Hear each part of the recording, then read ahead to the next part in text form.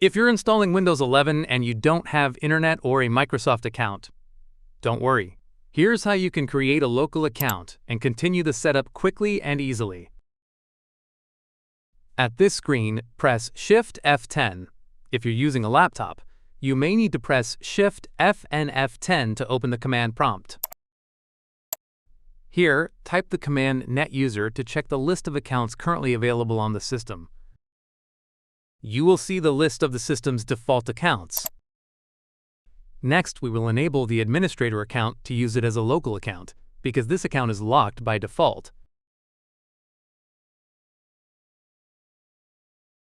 Next, we will delete the defaultUser0 account to clean up unnecessary default accounts and prevent confusion during login. Now run the netuser command again, and you will see that the defaultUser0 account has been deleted. Next, we will open the Registry editor to make some necessary adjustments.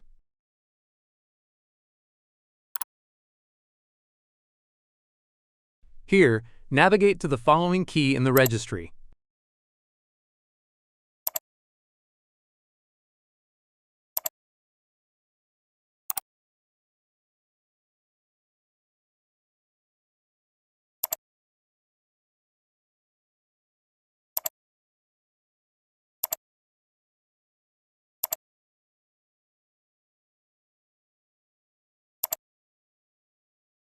Here, you will see the default keys. Select the 3 default account keys and delete them.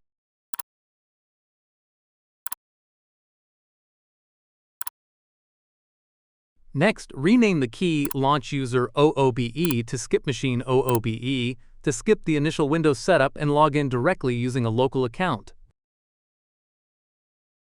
Okay, that's done. Now close the Registry editor and restart your computer to apply the changes and log in with the local account you just set up.